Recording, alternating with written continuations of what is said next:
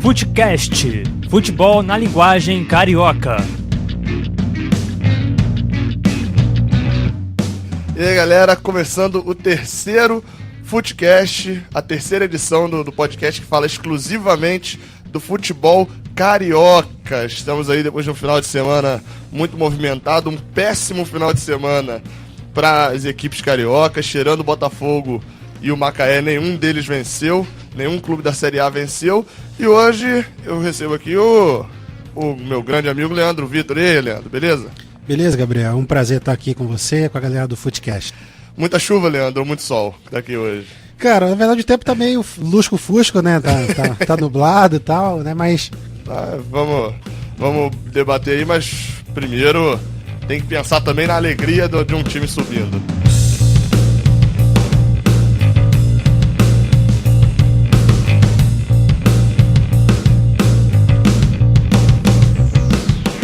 E só dizendo a você que já encontrou o Futecast, né? Você já tá ouvindo, para saber da existência do nosso site, o futecast.wix.com/podcast. Mas você vai encontrar muito mais fácil do que esse link imenso, o nosso Twitter, que é o @Futecast, lembrando que é Futecast com X. E você também pode conferir o nosso Facebook, a nossa página lá no Facebook, facebook.com/Futecast. Ou então, para participar também, pode mandar um e-mail pra gente vai ler, com certeza vai responder, que é o futecast@gmail.com. Lembrando, sempre mais uma vez, Futecast com X, já que é no estilo carioca.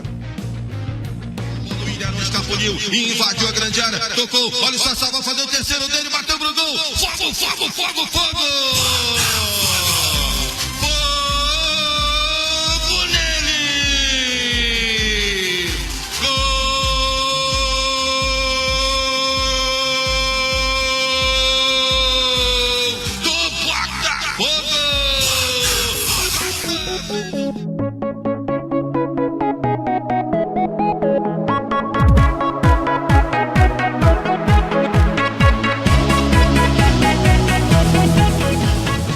Botafogo 4, Náutico 1, ou melhor, Náutico 1, Botafogo 4.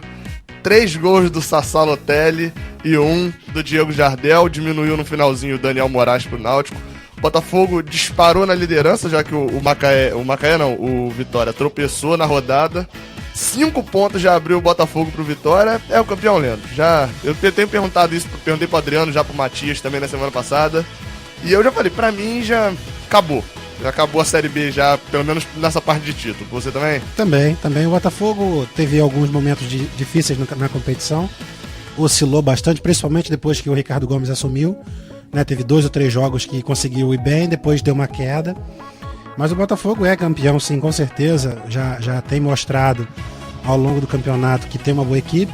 Pra Série B tem uma boa equipe. É isso que eu ia falar, tem uma boa equipe, mas também a Série B tem pelo menos uns 6, 7 times ali brigando pra não subir. É verdade. Porque cada um tirando o Vitória, cada um ali que fica, o Bahia, América, o Sampaio Correia, Santa Cruz, até o próprio Náutico, Paysandu, parece que quando eles chegam, parece o choque do G4 da Série A, né? Chegou no G4, opa, peraí, não, vamos sair, porque não dá não, e perde um jogo. É verdade.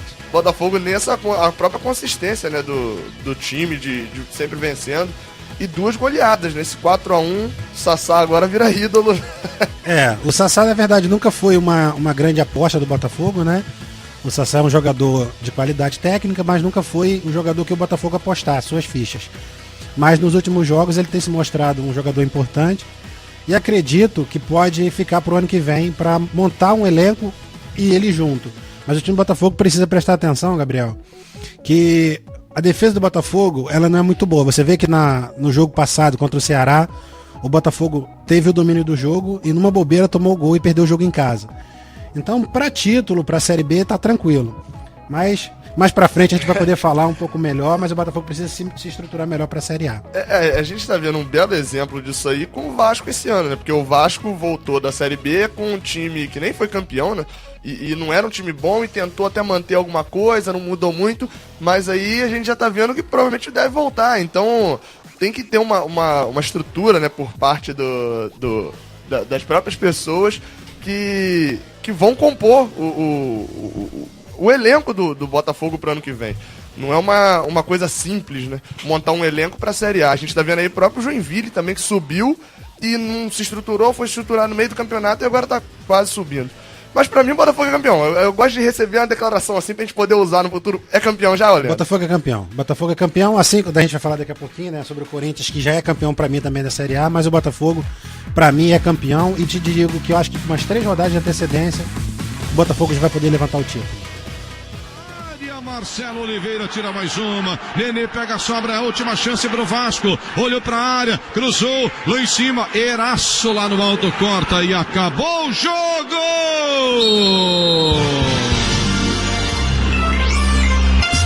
Vasco 0. Grêmio 0 também. É ruim pros dois, porque lutaram demais, porque se entregaram muito, mas é muito pior para o Vasco da Gama, que amarga, que agoniza numa situação que parece...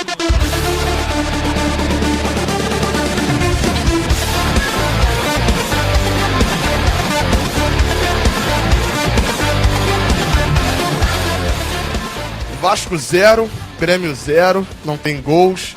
Jogo realizado ontem no Maracanã. O Vasco continua complicado na tabela da Série A. E o Grêmio também continua um péssimo resultado para os dois. O Grêmio não se distancia na zona da Libertadores. E o Vasco, se ganhasse, talvez chegaria à 18ª posição, né? Passaria o Goiás. Mas com o empate mantém a lanterna, 4 empates seguidos. Os otimistas falam 5 jogos sem perder. Os pessimistas falam 4 jogos sem vitórias. E o que vocês acharam aí dessa partida do Vasco? Vasco 0, Grêmio 0 no Maracanã ontem, domingo, 5 horas. Eu achei um bom jogo, Gabriel. Um jogo aberto, um jogo que foi muito corrido de ambas as equipes. Ambas as equipes sempre buscando o ataque. É claro, tecnicamente foi um jogo ruim, na minha concepção. Mas foi um jogo muito aberto em que poderia sim ter saído gols. Qualquer uma das equipes poderia sim ter saído com a vitória, mas os goleiros, como nessa rodada de uma maneira geral, fizeram a diferença. Ontem o Marcelo Groy, ontem o Martin Silva também fez belas defesas. No jogo já de sábado, o Everton também fez belas defesas. Não, no jogo de sábado, o impressionante mesmo foi o Danilo Fernandes, do Sport contra o Palmeiras. Fez uma sequência de 2 defesas. Poxa vida, incrível, então, incrível mesmo.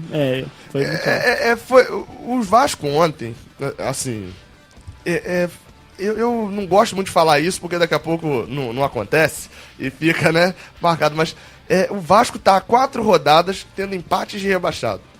O empate contra a Chapecoense, eu falei aqui semana passada, o empate da própria semana passada mesmo, quando a gente falou aqui no Footcast, né, o 2-2 contra o São Paulo com gol no finalzinho. São empates que, caraca, você olha assim e por que tomou aquele gol? Ontem a cabeçada no primeiro tempo teve cabeçada na trave, o Groy pegando bastante coisa. Pô, você não compreende direito por que aquilo tudo tá acontecendo. Aí você vai vendo a falta que os pontos vão fazendo, pontos fáceis, né, que o Vasco poderia ter ganho. Como eu tinha citado, né, Gabriel, o time do Vasco é um time que ele desperdiça muitas oportunidades quando ele tem a chance. Por exemplo, o Vasco perdeu pontos pra Chapecoense em casa. O Vasco perdeu pontos pro Joinville em casa, né, no turno. O Vasco perdeu pontos pro São Paulo, como você citou, jogando em São Paulo, com um jogador a mais. O time do Vasco teve o controle do jogo, perdeu muitas oportunidades e não matou o jogo. Então o time do Vasco, como você disse, eu concordo com você, eu não vejo o Vasco saindo do rebaixamento. Infelizmente, porque o time do Vasco é um time de tradição. A gente curte o futebol carioca, quer ver o futebol carioca cada vez mais forte. Mas o time do Vasco perde pontos onde ele não pode perder. E nessas últimas 2 rodadas que o Vasco empatou, se ele tivesse vencido os 2 jogos, ele tá hoje a 4 pontos, né? Não é nem 2 rodadas, já, porque acaba emendando com o período pré-recesso, emendam 4 rodadas de empate com o Avaí, com o Chapecoense, rivais diretos, né? Sim. São Paulo e agora também o empate nesse final de semana com o Grêmio. Todos eles, o Vasco tendo a chance de ganhar, chances claras de ganhar. Talvez o jogo mais equilibrado tenha sido de ontem, que o Grêmio também, o jogo foi aberto, como o Matias falou. O Grêmio teve até oportunidades também, né? Mas é desesperador pensar no Vasco. É a destruição completa de uma instituição, né? E o problema do Vasco não se dá somente em campo, dentro de campo.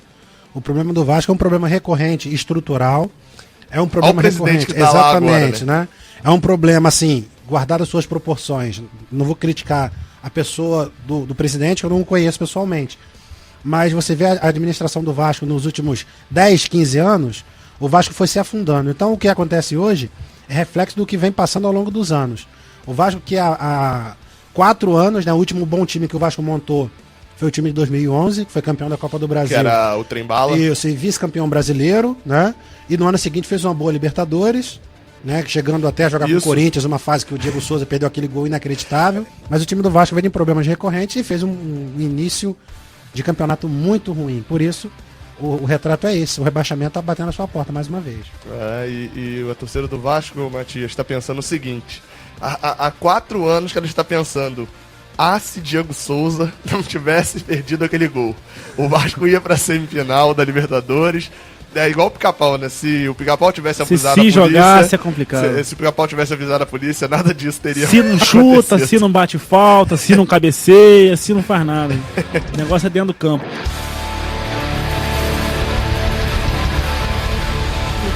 Minutinho pro final do primeiro tempo. Gil encosta a bola pela esquerda para Renato Augusto. Já adiantou na mega para Jadson. Atenção, passou mal com lançado para Wagner 9, cara a cara pro gol!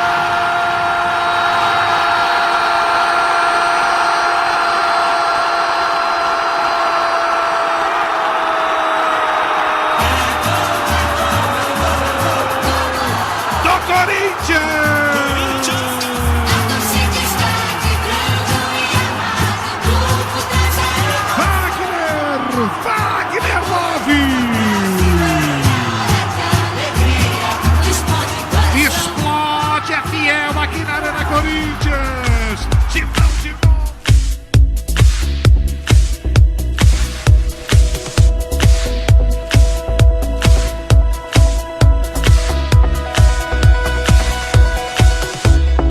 Corinthians 1, Flamengo 0. Corinthians vence mais uma partida pra variar. E o Flamengo... Eu vou até discordar um pouco do que o Leandro falou até na outra, falando ainda do Vasco, né, na outra parte do programa. O Flamengo 10º colocado a 6 pontos do G4. O pior pra mim não é nem só, voltando ao jogo, né, o gol do Wagner Love, a lei do ex aplicada aí, né? Lei do ex, que todo mundo achava que a lei do ex ia rolar pro Guerreiro em cima do Corinthians. Rolou pro Love em cima do Flamengo. Flamengo com 44 pontos em 10º, Corinthians com 70 pontos. É o primeiro colocado, 8 à frente do segundo, que é o Atlético. O problema pra mim, eu vou até propor já o debate, que o problema pra mim é o Flamengo não são 6 pontos pro Santos, porque o Santos pode virar G5 isso aí, né? Então, o pior pra mim são esses 6 times que estão à frente do Flamengo. Que não é tirar 6 pontos, é tirar 6 times e 6 pontos, né? E aí, ontem, o que vocês viram do jogo? Como é que foi? Ontem eu particularmente não vi o jogo, Gabriel. Eu, graças a Deus, não vi o jogo. Graças a meu bom Deus.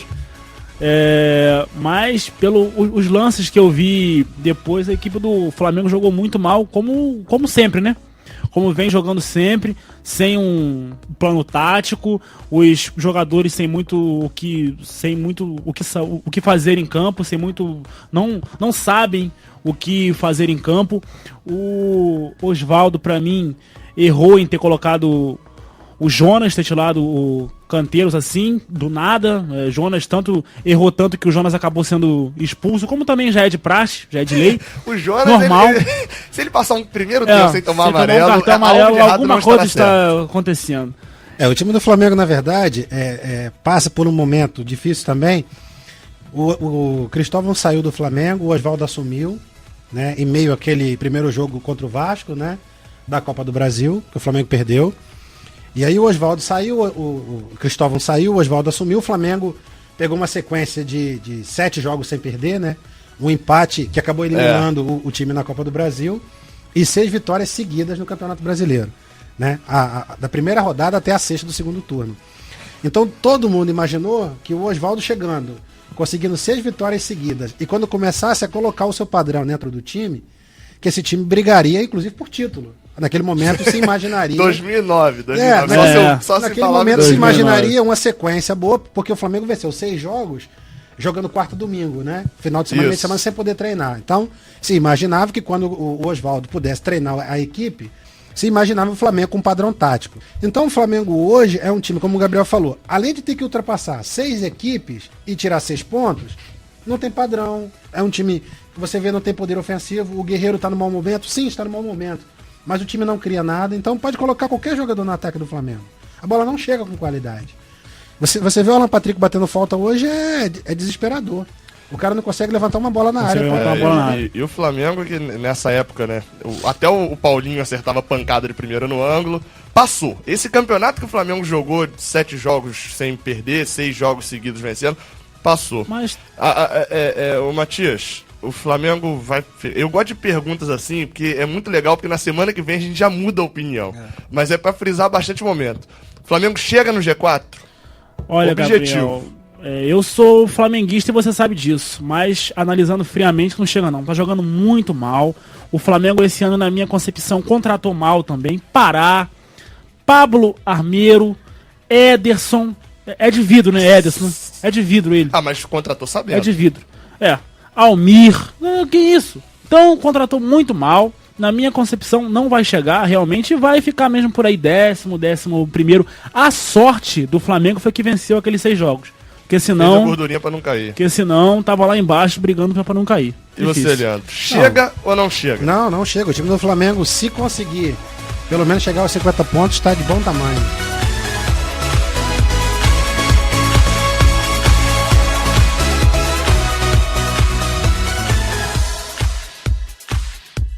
Roberto colocou lá esquerdo para Marcos Guilherme. Lá vai ele para a bola. A tentativa vai levantar na área. Levantou.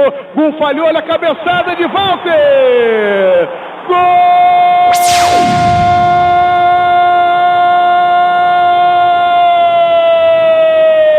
do Furacão. Do Atlético. O Gum. Quem tem Gum tem medo. É incrível. Fluminense e Marcelo o jogo inteiro.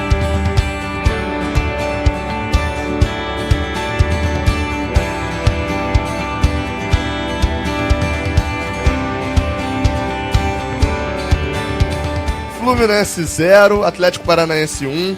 A lei do ex também aplicada no Maracanã no sábado às 5 horas com gol de Walter, fazendo gol no seu ex-clube. O Fluminense agora fica com... Já não tava nem ligando pra esse jogo, né? Como eu falei aqui semana passada, depois até o técnico concordou comigo e falou isso. Semana passada eu falei, né, Matias?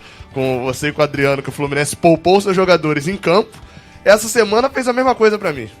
Poupou os jogadores em campo. Tá com a cabeça totalmente na quarta-feira. E aí, o que vocês viram aí desse jogo? E aí, antes de mais nada, apresentando também o Edson Marques, que não falou aí nesse início. Não falou nos outros times, porque estava especificamente falando do Fluminense Atlético. Satisfação falar com cada um de vocês aqui. Olha, em relação ao jogo do Fluminense, o Fluminense não entrou em campo. É como você acabou de frisar, de muito bem colocar. O Fluminense, na realidade, se poupou jogando futebol. Aliás, não jogou nem futebol, né? Porque o time do Fluminense foi atropelado praticamente pela equipe do Clube Atlético Paranaense, que trouxe no Valtinho uma motivação a mais, o fato de ter sido dispensado pelo Fluminense. E aí ele disse, eu tenho que me vingar de qualquer maneira. E chegou querendo jogar o fino da bola e o gordinho é enjoado, né? Agora, a realidade é que o Fluminense está voltado para essa partida de quarta-feira no Allianz Parque contra a equipe do Palmeiras, até mesmo porque essa partida para o Fluminense é a final, porque se perder não tem outra. Acaba, né? Até na semana passada a gente fez aqui também com o Adriano e com o Matias, a gente falou o seguinte, do jeito que o Fluminense jogou no domingo contra o Cruzeiro, não valia a pena a gente falar do jogo contra o Cruzeiro, e a gente falou logo do Palmeiras na semifinal. Essa semana o Fluminense até jogou bem, atacou muito, o Everton pegou tudo, o Fluminense não conseguiu marcar o gol e sofreu uma pena. Mas e quarta-feira? A torcida do Fluminense tá com a cabeça em quarta-feira. Vocês acham o quê? Que passa ou não passa? Não me perguntando se vence ou empata, passa ou não passa? Olha, existe uma possibilidade bem remota de que o Fred jogue. Com o Fred jogando, o Fluminense é 1. Até mesmo porque o Fred prende 2 ou às vezes até 3 zagueiros lá atrás, segura mais um. Porque o cabeça de área se transformar em um zagueiro. O que é que vai acontecer? O Fred ele se desloca para um lado, se desloca para o outro, faz o pivô e ele incomoda. Até no final do jogo, o goleiro do Palmeiras, o Fernando Praz, falou a respeito que o Fred é enjoado. Teve também, no jogo em que o Fluminense venceu o São Paulo, tivemos o Rogério Ceni falando assim, é ruim jogar contra o Fred, é chato jogar contra ele. Então o Fluminense com o Fred, ele faz diferença. Faz. Pra mim, eu vou nessa linha mesmo. Fluminense classificado com o Fred, pra mim se classifica, e sem o Fred, tá fora. Até porque com o Magno Alves não dá, né? Meu Deus, hein? quem entra. Meu Deus. Com o Wellington Paulista é até um pouco diferente. Caros né, amigos, eu vou É discordar de diferente, vocês. é pior. Eu acho que o Fluminense, mesmo sem o Fred, vai passar pra final. Eu acho. O time do Fluminense é um time muito competitivo. Não tô fazendo nenhuma alusão ao passado. Eu tô falando do Fluminense atual. O time do Fluminense no Brasileiro não vem bem, é verdade. Como vocês falaram, e eu concordo, o time do Fluminense no sábado, né, contra o Atlético Paranaense, massacrou o time do Atlético. Podia ter sido de 6-7. O goleiro do Atlético foi... 7 só se sofresse né, um pra foi, combinar com né, 7-1. Foi impecável, exatamente. Bem Adriano, O time do Fluminense foi fantástico, assim. Pois é. É aquele jogo que você joga muito e perde. Né, o time Jogamos como nunca, perdemos como sempre. Exatamente. Então o time do Fluminense jogou muita bola contra o Atlético e perdeu. Mas na minha opinião, contra o Palmeiras, o Fluminense vai vencer o jogo. Eu acho que o Fluminense vai vencer esse jogo de 2-1. O time do Fluminense... Você não tá pensando em semana passada? Não, lá, 2-1 lá. 2-1 foi no Maracanã. Não, 2-1 lá. O time do Fluminense é um time muito rápido, muito competitivo. E é melhor jogar sem o Fred do que com o Fred machucado. Porque eu acho... Eu concordo, que até perde o cara pra exatamente. final. E além disso, pode não ter final, né? De repente o Fred jogando, machucado, saindo, pode trazer um problema, uma preocupação dentro de campo. Então seria legal, como o Fred fez num jogo, não lembro o adversário agora, que ele ficou na beira do campo. Contra Coritiba, exatamente. Que ele ficou ali auxiliando os jogadores. E o Fred tem uma importância muito grande, não só como jogador, mas como o cara mais velho, mais experiente. Marco Júnior, Gustavo Scarpa, esses meninos, eles acabam se espelhando muito no Fred. E o Fred é um jogador que ele não se envolve em polêmica. Você não vê o Fred envolvido em bate-boca com torcida, com torcida adversária. Ele acaba sempre, quando se envolve em bate-boca com torcida do Fluminense, né, pra trazer pro Fluminense a torcida, exatamente. O Fred é um cara que combate muito. Isso. Se tivesse um bolão, eu botaria 2-1 Fluminense. Eu acho que o Fluminense pode passar, mas vai ter que fazer gols lá. Tem que fazer gol. O Fluminense toma gol. Então o Fluminense tomar gol e não fizer, tá eliminado. Tem que fazer gol, porque vai ser um jogo em que o Palmeiras vai jogar as fichas dele todas nessa Copa do Brasil, porque ele tá vendo o Campeonato Brasileiro indo por água abaixo. A própria derrota de sábado pro Sport também. Pro Sport por 2-0, né? Eu vejo um jogador, e a gente não fala muito desse jogador, mas é um jogador que vestiu a camisa do Fluminense e como caiu bem nesse jogador, como vestiu bem esse jogador, o Gustavo Scarpa. Ele não tá sentindo pressão, jovem não tá sentindo pressão, bom jogador. Não. É verdade. Quase fez um golaço sábado, né, que o Everton fez um milagre realmente lá no Maracanã, né, num ângulo o Everton foi lá e defendeu uma bola pra poucos, né. E quarta-feira 90% do gol foi dele, 10% do gol, né. O problema do Fluminense é a defesa, é recorrente. É a defesa que o Gum uma no cravo e uma na ferradura, né? Então, um jogo ele joga muito, no outro ele acaba entregando bolas fáceis e acaba falhando muito. Mas eu acredito que o Fluminense vence. Agora, na final já é outra história, mas eu acredito que o Fluminense vence. Vamos rodar aqui, vamos lá. Pra mim o Fluminense passa, só passa ou não passa. Vamos lá, Edson, passa ou não passa? Passa. Leandro? Passa, com certeza. Passa. Bati, então, né, quinta-feira isso será cobrado de todos nós.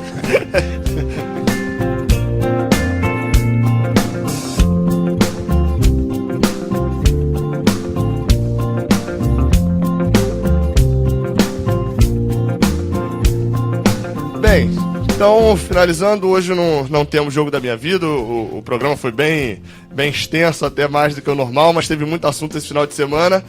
Valeu, Matias, pela presença. Valeu, amigo Gabriel, valeu, um grande prazer. Estaremos juntos aqui numa próxima oportunidade, se Deus quiser.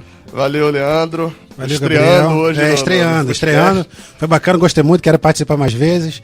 Um grande abraço aí pra galera que curte o Footcast e um abraço pros meus companheiros aqui. Estreando também, senhor Edson Marques. Um estreando na volância e o outro na meia esquerda ali, rapaz. O time agora tá muito mais forte. Valeu, Edson. Legal, olha, satisfação estar com essa equipe bonita, né? Com o Gabriel Amaral, com o nosso jovem Matias, marcando presença, e o Leandro, né? Nossa, não é o Leandrão, esse é o Leandrinho. Um abraço. E tem essa menina aqui, que é espetacular também, marcando... A Jaqueline, administradora das redes sociais. Isso, ela que manda bem essa menina. Satisfação, bom estar com todos vocês aqui, tá bom, queridos? Falou, valeu Edson, valeu amigos, e valeu ouvintes do Footcast. Lembre-se que você deve, pode curtir a nossa página no Facebook e nos seguir no Twitter, sempre no Twitter, o @Futecast, e no Facebook, facebook.com/Futecast, sempre lembrando que é carioca, então Futecast é com X. E só, é lógico, eu não falei da última vez, mas para lembrar e frisar bastante. Aqui a gente fala biscoito e é biscoito, nada de bolacha não, é biscoito mesmo, biscoito com X. Valeu, galera, até a próxima aí.